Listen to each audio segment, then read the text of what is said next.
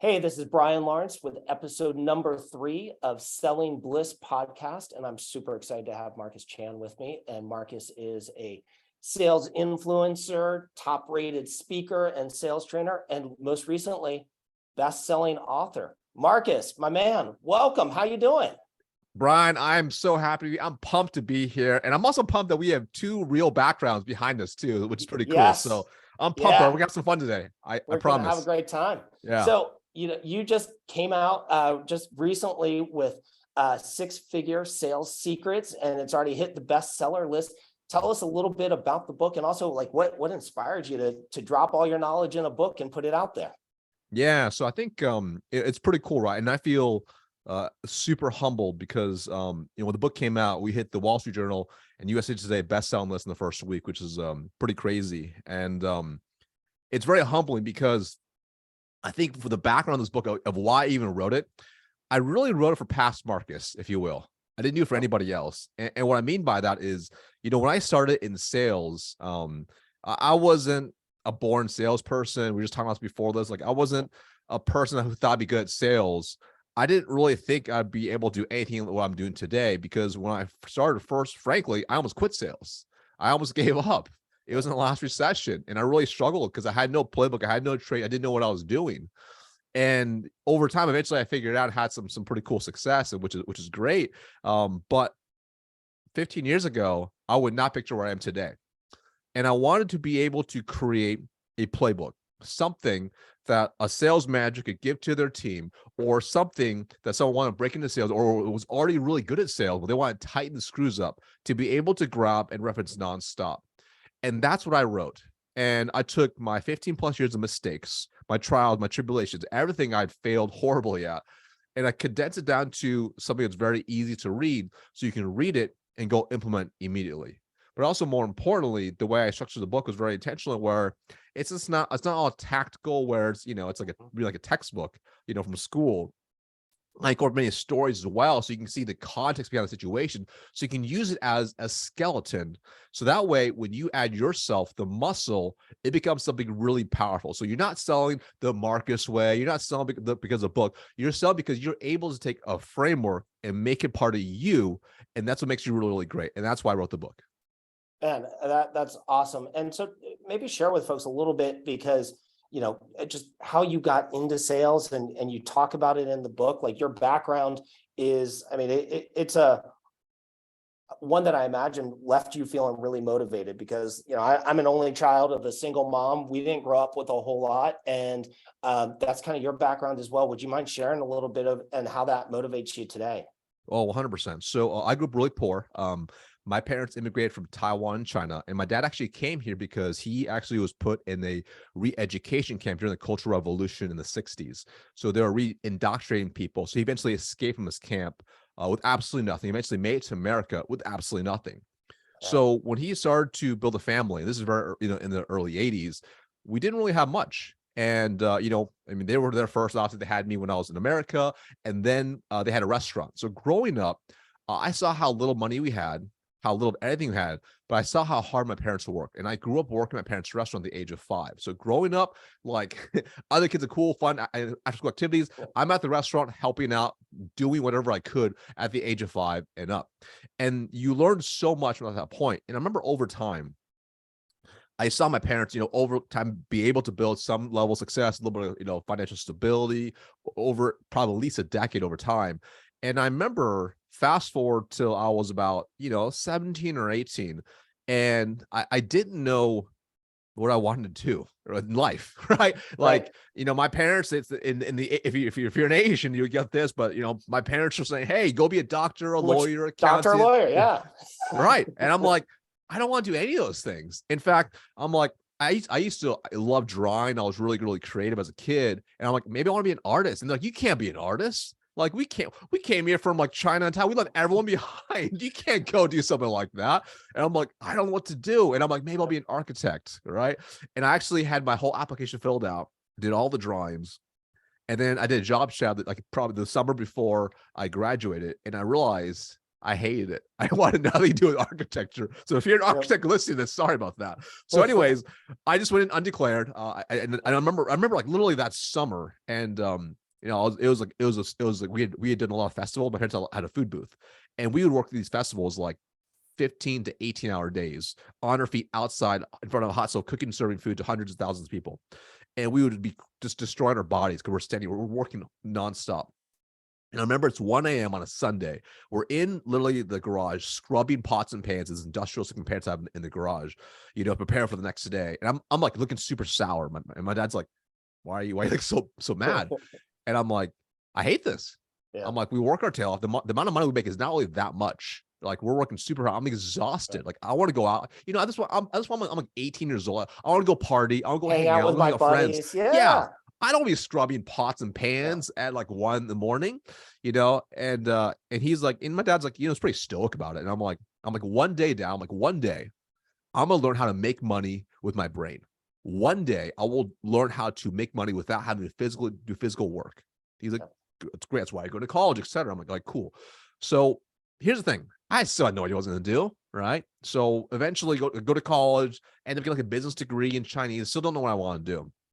So when I was going through school, like, you know, I did different things. You know, I worked with my parents for a while for part of it. I sold Speedos at a retail store. I used to be a competitive swimmer. Right. Yeah. And then I didn't even think about B2B sales until 2005. And I did an internship with a company called Enterprise Rent-A-Car. Most people have heard of it. Enterprise Holdings now. They love to hire college kids who are really gung-ho, hungry, work hard, really gritty. That's where I came from. And I started as an intern for them for the summer.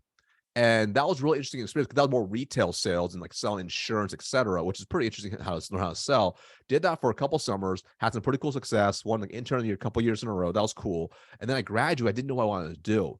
So I remember going to literally the career fair, you know, and I went and I started talking to all these companies. I started going and interviewing all these companies. And I was really fortunate. I actually had a number of different offers. Now at this time, the Enterprise, they actually had a brand new B2B truck division that was starting up that summer. Yep. And the director who was overseeing everything, he had hired me as an intern. So he came and like, hey, Mark, you should come, you know, work with me, help me build this up. It's like, it's basically, we have no customers. It's B2B sales. You got knock on doors, generate business. There's no book of business. We don't know if we have product market fit. Starting from scratch. There's no playbook. Yeah. There's absolutely no playbook, right? Yep. But we're bleeding in the red from day one. Right. And I'm like, okay, interesting, right? And it's funny because I turned out actually so I actually ended up having 5 job offers. They ranged from $29,500 base salary up to like $60K base salary. They varied from all types, banking, financial, whatever. And I turned out all of them, went for the $29,500 base salary, and it was to go work for that director in B2B sales. And my parents were like, what the heck are you doing? What are you doing? What? Like, you work so hard, you can take the smallest offer. What is wrong with you? And I'm like, it's a huge opportunity to learn some skills. It's really cool. I can get promoted, etc. Marcus, this is why we told you to concentrate on math, so you would understand 60 is a lot more than 29.5. Right? Like, that's why I didn't do well in math. So anyways, that was my first dive into it. And then when I got into it, that's when I realized how hard it was and what B2B sales really, really was. When you have to do like complete cold outbound and there's no marketing, there's no PMF, there's no ICP. It's go out there, every door, every floor, you walk out there, you learn pretty quickly how to become very good at your game. Otherwise, you will fall apart, especially during the recession. So that was kind of how I got into sales. Now, fortunately, I eventually figured it out and had success. But at the time, I still wasn't willing to admit I was in B2B sales for probably the longest time. Yeah. So I'll tell you, so I went to UC Santa Barbara, and beautiful college right there on the beach, super condensed. And so I did not get my driver's license until after college. And the downside to that was I was applying at Enterprise, and they were going to make me an offer. And then they're like, and of course you've had your license for 6 months. I'm like, no, I've had it for like 6 weeks. And so I didn't get the job at Enterprise, which bummed me out because they have, I'll say that's one of those companies, man, if I get a chance to hire someone from Enterprise, I do it because they've turned out some really well-trained people. And so much like you in the restaurant business. So my first job out of college, the thing I had gone precisely to college not to do was work in fast food. So I was a management trainee for Pepsi assigned to Taco Bell. So I was Yeah. working in a Taco Bell, and I'll tell you, man, I spent a lot of time making tacos and sitting there thinking about where did I go wrong and how do I get Yeah. out of this? And Yep. what should I be doing instead with my life? And that's part of what led me to sales. So once you got into it, once you're there and you're running in the red, there's no playbook. What did you start to figure out, and what helped make you successful in sales?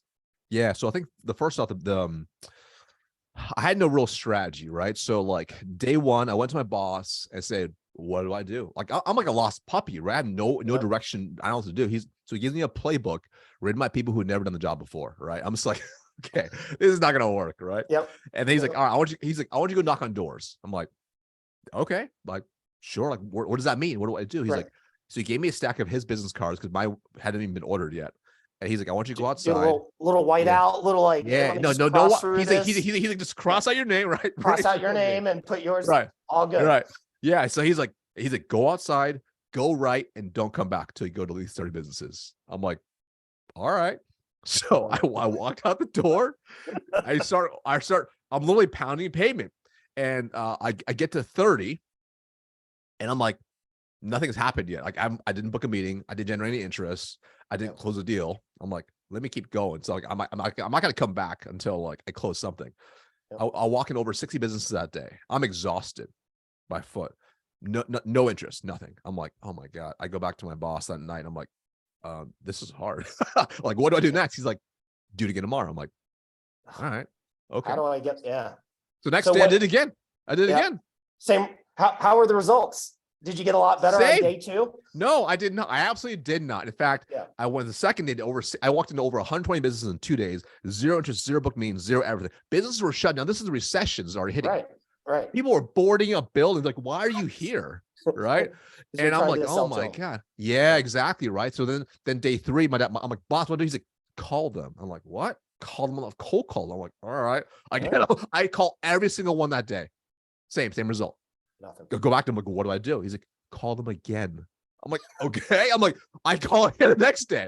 Again, And at this point, results. are you started? Maybe you're I'm starting to think stressed. this guy does not have the magic formula yet, right? Yeah. For Oh you. yeah. Well, Yeah, it so was you're like, starting to- first it was like, I don't believe my boss. I don't believe myself. Yep. It's because of bad trading. It's because the economy. It's because everyone's got better territory. It's because of a bigger territory. It's Yep. because of X, Y, Z. It was Yep. all these excuses I had in my mind. Tons Right. of pre-built Yeah. excuses right there Oh, for yeah. you. Yep. Oh yeah. Now I'm going to fast forward a little bit because eventually like people like I wasn't closing any deals but probably one of my first big ahas, and it was always because of me. It was because of someone who's already doing the job better than me. Right. Mhm. And it was very, very simple. I realized I was going after everyone, and that didn't make any sense. I didn't understand the concept of an ICP. Yep. I didn't understand the concept of like, because that was ideal customer profile. That wasn't a thing. I didn't know what that was. It was like, I could just walk into businesses, maybe they'll buy, right? Like maybe one point they'll buy. I don't know. Like they're gonna maybe want to lease a vehicle from us, a box truck, a pickup truck or something. Or like, that's gonna make sense. No, that's not how it works. Yep. So I had called up another top rep in another like state.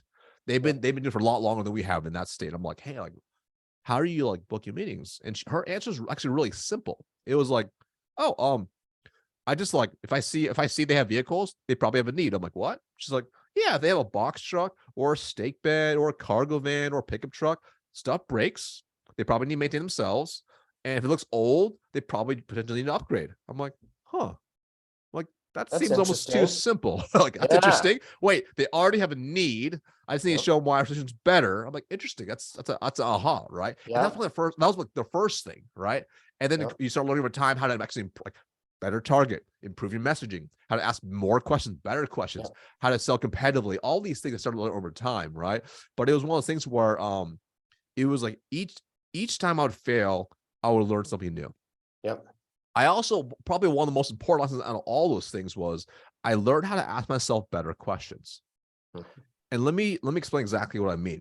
So early on, I'm making calls, getting my face smashed in, and naturally I'm thinking, what's wrong with them? What's wrong with me? Why they're a jerk? Why they having a bad day? Why didn't decision maker answer? It's a lot of self-pity victimization questions. Yep. And then this sounds really cheesy, but I stumbled across a Tony Robbins book. And what he said in there was, if you don't like the answer, ask a better question. Mhm. I'm like, huh, that's it. I need to ask some better questions. So I get a really bad cold call. Instead of going through my same bad behavioral mental models and patterns, I start asking different questions. I'm like, hey, okay, what can I learn from this? What can I do differently? How can I improve this? How can I get a better desired result? How can I improve my conversion ratio on here? What can I do differently from a tonality perspective? What can I say differently? How can I better handle that objection? How can I prepare for the call? Et cetera, et cetera, et cetera. So instead of blaming everyone else and being a victim, I was taking ownership. Yeah. And you start applying to everything in your whole process, and really your whole life. You start thinking very differently. You stop accepting excuses on why you can't get what you want to get. And when you stop accepting excuses, you start seeking solutions. Mhm. And only when you can make that mental shift are you able to actually improve. Yeah, and you hit on something, and so one of my favorite books is Extreme Ownership, Jocko Willink. Oh yeah. And I mean, that's the entire concept of, That's it. for your career and for your life, you That's it. can sit there and you can blame other people, or you can look internally and look in the mirror, and whether it's Tony Robbins or some of the other books I know you and I have both read, like Zig Ziglar and Yep. and Yeah, the that's things right. you can do, Yeah. some of the That's right. tried but true Yeah. type of things. And going back to the ideal customer profile, one of the things I loved that you talked about in the book is, like, if you could have the greatest product, and you could also have, like, you could nail all the parts of your sales process. You're great at opening, you're doing amazing discovery, and you can close like nobody else, but you equated it to, hey, if I'm selling steaks to a vegan, I'm not going to have a lot of success. So Right. talk a little bit more about, like, how much time do you spend and figuring out that ideal customer profile, and why is that your starting point? So I'm a firm believer we should always begin with the end in mind, right? Like the cool part is, if you work for a company that has like happy customers, case studies, customer success examples like that, you kind of have some of that kind of figured out already for you, right? So when you begin with the end in mind, then you can repeat success. Like, it's so much easier to hit a target if you actually can see the target. But it's really frustrating if you can't see a target, you're trying to sell to them. That makes it really, really hard. And early on, that was the issue I was going after. I was like, no, I'm not even joking. I literally was walking into businesses that had no business walking into. Like I'm trying to find businesses that have at least 5 to 10 minimum commercial vehicles, box trucks, pickup, the moving products. Like, I literally was cold call even like a State Farm office. It's like one agent sitting there, right? Like, in wearing a red shirt. Like, I'm going places like that because I'm like going everywhere. I'm like, it's a numbers game. No. Because ultimately, when you can clearly identify who you're going after, then it becomes much easier to understand the messaging, understand their wants, needs, desires, to be able to really see where their head is at. And I always picture, and I mentioned this in the book, I call the whisper test. Like, with your ideal customer profile, you want to be able to pass what's called the whisper test. And the whisper test is really, really simple, right? So I want you to imagine if your perfect prospect, right, your ideal customer profile is at dinner with their spouse. It's a romantic dinner. It's a very nice high-end restaurant. They're having an incredible time eating. And you go up to your ICP and you whisper in the ear, I know your deepest, darkest fears, which are X. I know you secretly are scared of X. I know you truly desire X. And you're able to basically say out loud what's already on their mind that they're scared to say. So they feel heard. And then you say, I have a solution to solve all that.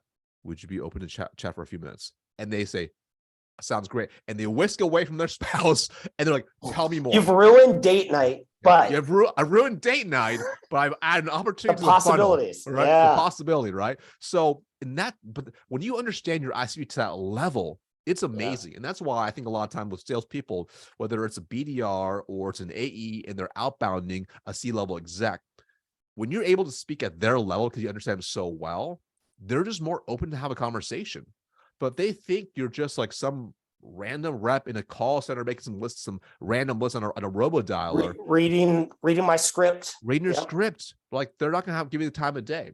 Like, sales can be one of the highest paying jobs in the world, one of the lowest paying jobs in the world, based on your skill set and execution. So when you understand that, it's like, okay, I can control preparation. I can control know my ICP. I can control the things that I do. I can't always control how they react, but I can control how I respond. So we started Yep. thinking this way, you start controlling things like the ICP and targeting, how you write your messaging, what you say, how you prepare for those calls, how you control the sales process, how you run this. You start control every possible piece so you increase your win rate across the board. Yep. And you called your book, about six figures. And so like you were making 29.5. I got to tell you that first job, I wasn't even making that, man. That would have been a step up for me. So I know, but, I was crushing life. but the thought of, man, I could make six figures, like that was huge.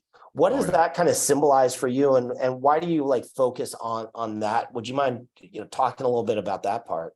Totally. So it's interesting, right? It's like there's so many different interpretations of how you interpret six figures, right? It could be first income, et cetera. It could be deal size, whatever, right? For some reason, I don't know if I don't think I was alone here, but I remember being a college grad, right? And or even before that, and you kind of put in your mind like there's certain like milestone tiers in life that you want to be able to hit, or you think is hard. Like number one is six figures. You're like, I want to hit 100K. Like now, reality is like once you hit, you kind of really like actually, if I live in an expensive city, it's actually not that much. It goes quick. Taxes, rents, exactly, right. But when your cost of living so low at that time, you're like not making any money. You're being paid. Like I was getting paid $9 an hour as an intern. Six figures is like, holy cow! Like I'm going to be rich, right? So it was symbolic for me, especially at the time, right? And I remember my boss was about 45 years old at the time when I graduated college, and he was making about $60,000 a year. So I said to myself, I'm like, okay, like if I could be making at least $100,000 by 30, I'll probably be living a pretty good life. I'll be doing pretty well for myself, right? So it became this like symbolic thing. And that's why when I talk about six-figure sales secrets, that became like hooked a lot of people, because I think a lot of people that when they're in sales, like they want to get to that point right now. And I would say if you're in SaaS sales, sometimes your base salary is just by itself is already more than that, even if it's in some of these entry-level roles, right? So it becomes something different. So I think it's like it's the number itself is more symbolic of what it can mean to someone, which is financial stability, that life you can live, the freedom you can have, the choice you can have. And then once you get to that point, then you start realizing, okay, I'm going to move the number up to $250,000, $500K, $1 million plus. And you start increasing it over time to a number that's going to help you fulfill what you want to fulfill in life. Yeah. And the foundation of that, contrary to what your parents might have thought early on, is that's all foundationally math. That is the math of sales. And that's one of the things you talk about in the book is, looking at your ratios and things like that. And I'll tell you, when I hire people, that's my starting point. And it's one of the ways I kind of suss out candidates, and, asking the same question of like, oh, tell me about what your quota looked like. Great. How did you make that? Hey, what's your average deal size? What's your conversion rate? And I'll tell you, the good reps, they know that stuff. Oh, 100%. And then the ones who've got a lot of fluff, and they're the ones who've had 7 jobs in the last 5 years. Correct. I find when you dig in, it's like, man, your math just doesn't make a whole lot of sense to me. So tell me, when you think about the funnel and you think about, building to those 6 figures, how do you approach the math, and how do you utilize math in the sales process for the funnel and the rest of it? Yeah, so I love this type of stuff. So I think the first piece is like, let's just say if you want to reverse engineer your income. So you start off with number one, the beginning and the end in mind. So how much do you want to earn? Let's just call $150,000, right? If you know it's $150,000, first off, take your base, back it out. All right. So for simple math, because I'm not good at mental math, let's just say it's $50,000 your base. Right. So that means you need to generate at least $100,000 in commissions and bonuses. Now, if you want to get like super granular, you can get super crazy with like how your accelerators, decelerators work, etc. Right? Sure. I like to go very, very simple. So, because you always want to have an idea about where you want to go to. Let's say, for example, let me back up. You want to find out how much do you earn on average per an average deal. Yeah, that'll give you an idea. So let's just say, for example, you average, for simple math, you average $2,000 per deal closed. Okay. Yep. So if you need to generate $100,000 in commissions and bonuses, you take that, divide by 2,000. That's like 50 deals. So I got to close 50 deals this year. Okay. Yep. So now we're getting a little bit closer. All right, cool. So now you want to cover All right. So if I need to close 50 deals, well, how many discovery calls do I need to have in my pipeline, or how many deals do I have in my pipeline, so that you need to know your closing ratio. So let's just say, for example, if you know your closing ratio to be 25% for simple math, that means you need 4 times 50, you need 200 discovery calls in your funnel, right? You need 200 opportunities in your funnel at all times, right? Now, if you want to get a little more crazy, you start adding, what's my show up rate? Let's just say, for example, I have a okay show up rate. Let's just say it's 75%. So now you need to offset that. So whatever the math is, maybe it's like, now you need to be at 250 discovery calls set. Right. So they can take 250 discovery calls, and you break that. How many working weeks are you going to work this year? All right. So you start going to, you start, so let's say, for example, let's see, 250 divided by 48, whatever that math breaks it down to. Now you know that's how many calls you need to have every single week, right? And then you go even more granular. All right, cool. How many calls do I need to make to generate that many booked meetings each week? All right. And you start reversing this math, and suddenly you realize, and whatever those numbers end up breaking down to, let's just say it's like, oh, cool, I just need to make like 30 like targeted calls every day. That is way more palatable to go after 30 calls a day versus I need to generate 150K in income this year. I don't know how to get there. I got $1 million quota. How am I going to handle that? 100%.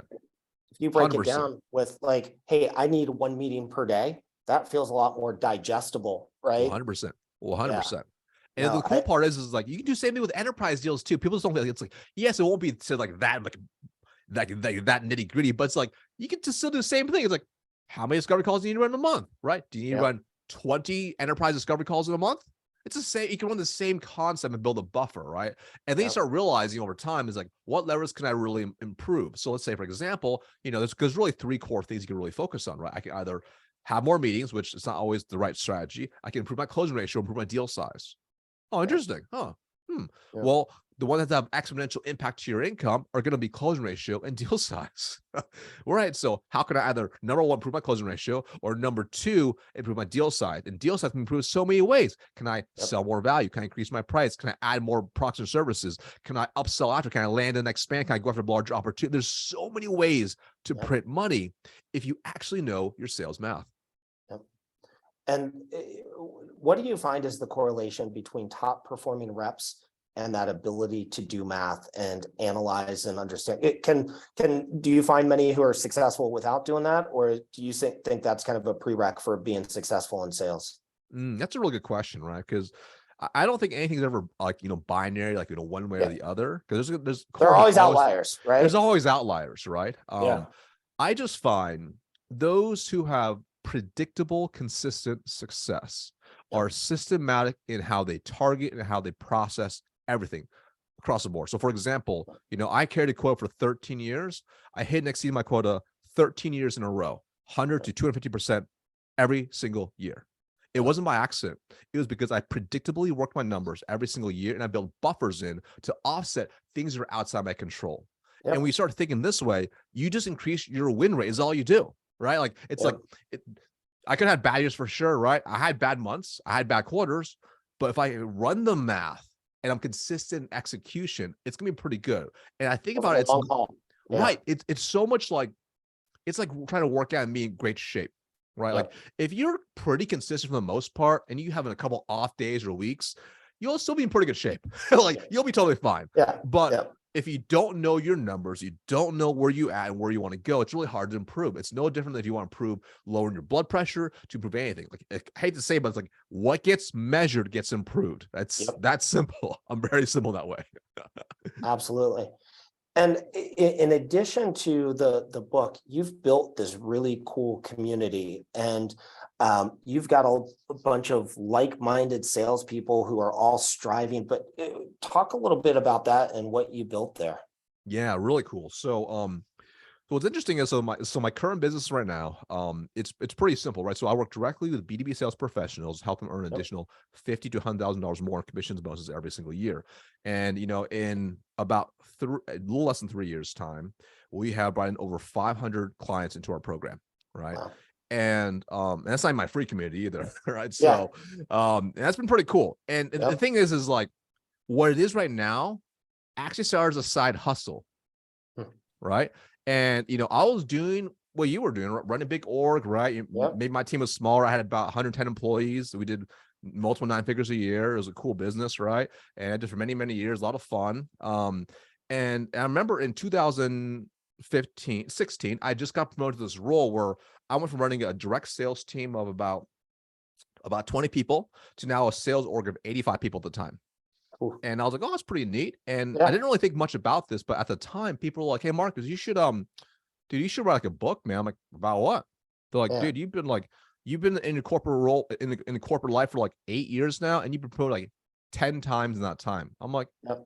oh, I mean, and I'm only for 2 companies. I'm like, I guess I just like work hard and stuff like that. It's like, no, it's beyond that. Like, you need to write a book. I'm like, that sounds stupid. I'll never write a book. I'm like, you know what? And I'm like, you know what I will do is I'll write an ebook. And this is before everyone and the mother had ebooks. Right. And I'm like, okay.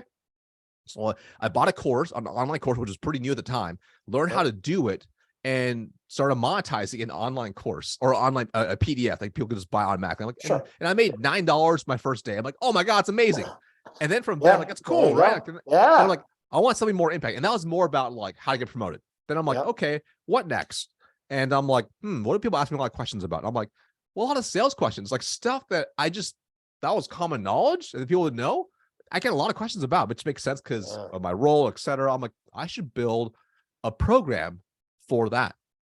So I'm like, and online courses weren't as big back then because now everyone, the mother has one. So back then that wasn't a thing. So I bought a different program. I learned how to build one, how to build and automate everything. Yeah. And it took me 2 years. At this time, I was traveling about 100 nights a year in a hotel, right? And 80 plus hours a week is nonstop, flying everywhere. It was crazy. My schedule was crazy. So my free time, I started building and recording an online course. And I remember I launched it in January 2019. And I remember thinking like, I just had a very small emails, maybe like a couple hundred people. And I just emailed it out. I'm like, oh man, what I wasted all my energy the last 2 years. Rolled it out, woke up, made 2K overnight. I'm like, oh my gosh. Damn. $2,000 strangers, right? I'm like, I wasn't posting on LinkedIn. I had maybe an Instagram follow with random people from posting motivational quotes. I'm like, this is interesting. I'm like, that's pretty neat. Now, at this time, like I never wanted to be an entrepreneur.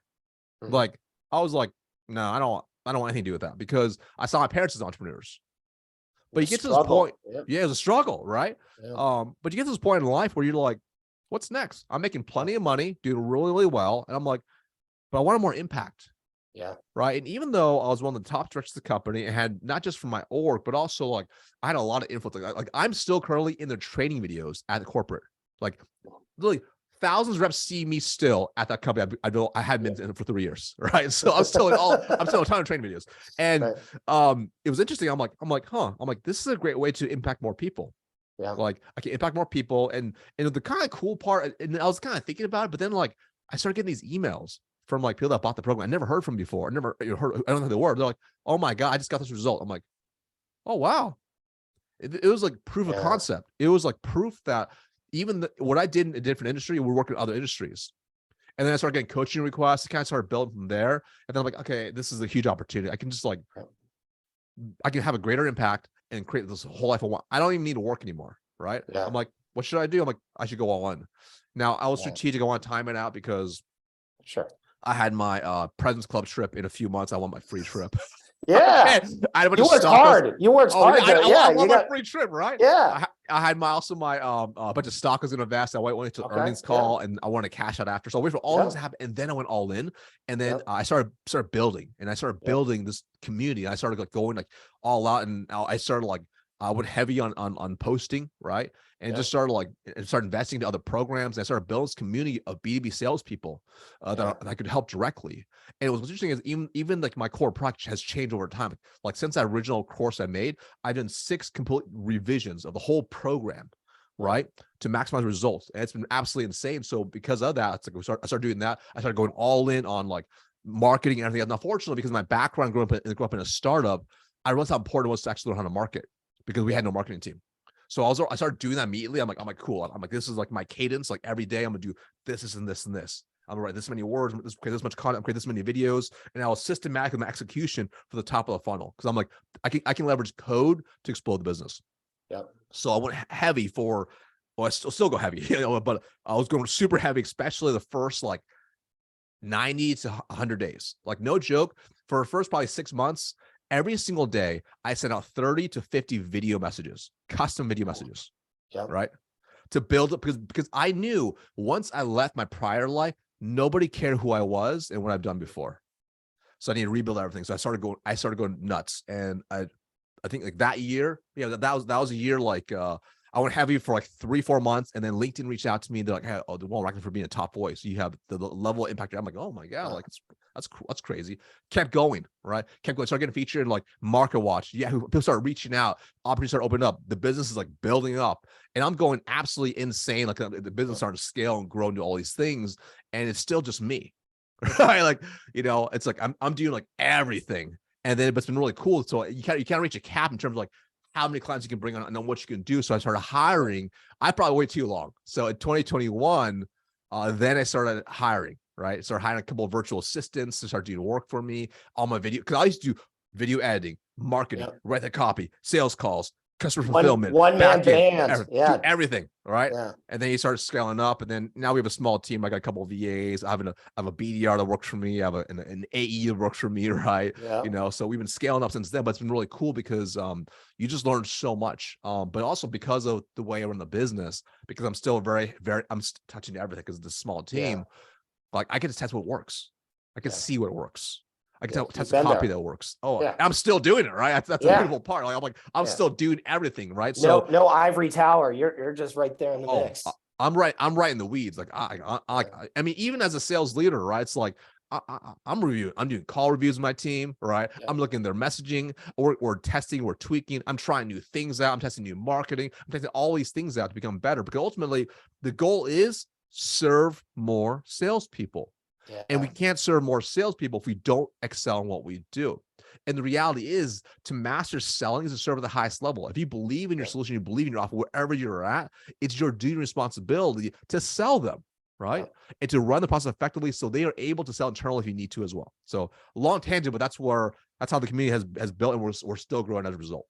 No, I think what you just touched on there, I mean, it's the exact idea I had behind, calling this podcast Selling Bliss, because to me, it's twofold. It's one, this vision you paint for people, your customers, and two, just that you're in this place where you believe in the product, and that I mean, I got to imagine for you, man, I'd love to hear like one of the stories of like someone who you helped transform, someone who they were making, 50 or 60K, that's okay. But when you add 100K or more to that, that's life-changing, man. What do you have some instances of that? Because I got to figure that's part of what motivates you. Is there a story that pops to mind of someone you're like, I helped that person do that? And that's, aside from the money, aside from the accolades, that intrinsic feeling that you helped change the trajectory. Is there something that pops to mind for you? Oh yeah. So every single day, every single week, we get insane amount of testimonials. It's just like because of the program. So I'll give you an example of one that just got I'll give you one that happened like last week. So last week I get a message from one of the reps. His name's Kier. Great rep. And he'd always done well. Right? He'd always done well, but never really broke 6 figures. 80, 90, etc. Did the SDR role, did the AE role, and he started working on a new company called Alma. This is like last year, right? Yeah. And he started working. That's when we started working together, and it was insane because like he was a student of the game, the coaching. Started implementing literally immediately within the first month. So most reps don't close any deals the first month. He closed 6 deals the first month, right? And then fast forward, the second month he closed like 40 deals. Right. Wow. And then the third month he closed like 66 deals. Right. Absolutely insane. And we kind of fast forward a little bit, right? And now it's like he's gone from, in his first year, he went from making about 80, 90K. He'll finish off at 200. Oh, well, he's already hit 253,000 so far this year. Damn. So he's pretty much over triple his income. But here's the best part. I mean, he's number one on his team, but also because now he's made more money, he has freedom. So what he's done is he moved to Medellin, Colombia, right? I'm probably mispronouncing it. He lives in Colombia now. He's like, my money goes so far here. And he also started a side hustle of building a vending machine business, right? So it's like what happens is like when I think about like the primary goals of why people do what they want to do, they want either fortune, make more money, fulfillment, to be happy, or it's going to be family, do something for the Yep. family, right? It's like you Yep. can do all these things as well, and also freedom. You can do all these Yeah. things. That's what he's Freedom. doing, right? So that's a perfect example. Or I think about someone like Reed. Like Reed was already doing well, doing what, making about 125, 130K, good rep. But here's the thing: you talk about the blissful selling. He was grinding his way there. Yeah. Like, just like he didn't feel really good, even though he was like one of the top reps of the company. He didn't really feel good. He's like top 15%. He's like, I just feels kind of sleazy what he was trying Doing to it, do. but not feeling it. Yeah. Correct. And he struggled with some of the bigger deals and how to maximize opportunities. So as we started working with him, and in 2021, he went from 125K to 250K the first year, right? Yeah. So over doubled his income, hit one of the top 3 people at 600 plus reps, hit President Circle, etc. They promoted him. This year, he's on track to make over $800,000 this year, right? So now he's creating complete freedom from himself, right? So it becomes a wild. But here's the best part. And I asked him, because I always do these student interviews. I'm like, hey man, so like, at all the cool things that's happened, like what's been the best part? He's like, dude, I just like selling. I enjoy it now. Like I don't stress. That's like it. I feel confident. It's enjoyable. I'm actually helping these businesses. It's blissful because he understands it's not this like old school sleazy, let me try to convince you. It becomes like a different game. But the thing is, like, well, a lot of people don't realize is that it's never one big shift, right? It's all of these micro shifts, because sales is a death by 1,000 paper cuts. Because if you understand what those paper cuts are, you can minimize them and you can start improving your game. And if you're consistent with it, you'll improve at a whole new level. And the key is like being able to do these things that like may seem really simple and almost boring, but doing it so consistently that you don't outsmart yourself and you keep doing it. And that's how you start to stand out. And it's basic fundamentals of sales. I think people overcomplicate all the time. So that's why I'm like, when I look at these, they show the success, or people are like, oh, like, what was the magic script you did to close this deal? I'm like, there was no magic script. There's no magic. Yeah. There's no magic bullet. It's core fundamentals. Like I think about Joe. Joe just sent me a message last week, right? So Joe started this past year in February 2021. His company's got quiet. He always did okay, making about 100K a year, right? Sure. He joined my program. For the first month, he earned back an investment, which is almost a 5-figure investment. He earns it back the first month, right? This year, he's one of the top reps in the company now. He just closed a deal last week that I'll pay him $600,000 in commission. Whew. $600K, just one single deal, right? Yeah. It is almost 10 times larger than the biggest deal in the company, right? Wow. And that's just the land part. The expand part, because they want to add much more stuff on once the first implementation goes through, it'll be millions of dollars. So when you understand, like, selling is not a bad sleazy thing, it can be really enjoyable. Yeah. But when you do it right, it feels good because you're actually So much people. better. You're solving problems. That's what you're really doing. Absolutely. Man, Marcus, so much great knowledge that you dropped. You put, there's the book, there's LinkedIn, you're putting a ton of great free content out there. But if people want to, go that next level with you, what are the ways that they can do that? What are the options that you got, man? Cool. Super simple, right? So first off, I always recommend to people, it's like, if you want to commit to yourself, that's the most important thing, because if you join my program, you will get an ROI if you do exactly as I coach and help you with, right? But if you're not committed to yourself, you're not gonna do that, right? So, so if you're not quite ready yet, go get my book first. Go to closewithchan.com, pay for shipping handle. I'll send to you for free, right? Closewithchan.com. Or if you're ready for the next level, you can either send me a direct message on LinkedIn, which is at Marcus Chan, or you can go to sixfiguresalesacademy.com. Go over there. You can book a time with my team. My team will make sure it's a good fit, because ultimately we have a high success rate. We want to keep it that way by making sure we bring people in that are 100% committed. So you don't take just anybody? No, we'll turn people away. Yeah. Oh yeah. Oh yeah. Because you know your ICP, right? I know my ICP. Like we've had people where it's like, they'll come in and their biggest issue isn't actually a sales thing. Right. It's like my focus is helping you improve your sales game. So I've had people come in and they don't know their why. Like they don't know some of these deeper emotional things they have. I'm like, so if you come to this program, yes, we can help you improve your sales game. But if you are unclear about yourself and you actually need probably more like a life coach or something like that, that's gonna be a better fit for you, right? Yeah. Solve that problem first and then come in the program, right? Like, or if people are just dealing with other stuff in their life, it's like sometimes the timing just isn't right. Because my goal I don't tell. I usually tell them like after they get the result, but I'm like, my goal is they come in and they're like, this is the best investment I ever made in my life, and I get my ROI back in 30 days. That's like my goal. Doesn't happen every single time. Might be 60 or 90 days, but that's the key. That's the key. This is why we track data. I literally know if they are committed, the average, this is even from like the people that are slow to take action to the people that are fast to take action, is 14 days to the first result from the day they start. I know the data. I track everything, right? So my goal is to get it shorter and shorter, right? But sometimes people just are slow to move. It is what it is. Because if it matters, you got to measure it, right?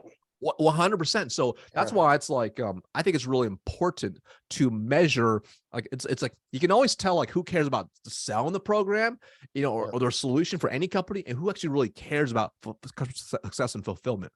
This is why I track the back end of how long it takes. This is why actually we have progress somebody. This is actually why I even rate their increase in their confidence. I had them self-rate and I compare it. I'm like, okay, cool. Like it looks like on average, they have a 50% increase in sales confidence after 12 weeks. That's very good. So this helps me gauge what else we need to improve to make the program better, because like anything else, you have to always constantly improve the offer to better serve the market. Keep getting better.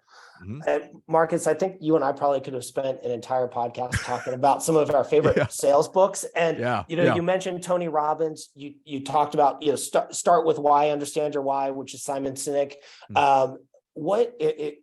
If someone's out there and they're looking for one sales book aside from yours, which that's obvious, the obvious choice. What's the second choice? What's the second book you would recommend aside from Six-Figure Sales Secrets? Yeah, cool. I'm gonna give a non-sales book because it's gonna apply to everything else. It's High Performance Habits by Brendon Burchard. Right. So because ultimately, being really great at sales is a construction. It's a summation of who you are and the habits you create. So if you can create better habits across the board, you're better able to do everything else, because the reality is our inner world or our outer world is a reflection of our inner world. So if we can get that inner world dialed first, it becomes much easier to do everything else. Like the roots determine the fruits. So we have to start with the roots first, become really good. And that's why oftentimes, it's like I always joke, we don't really have sales problem or business problems. We have personal problems that merely bleed into business and sales. They manifest themselves. Yeah. That's right. 100%. Yeah. Hey, that is a great note to end this on, Marcus. I want to tell you, man, you've just shared so much. You're so generous with your knowledge, and it's such great stuff. And so I just want to take a moment to give you a giant thank you. So thank you so much for coming on, man. It's been awesome.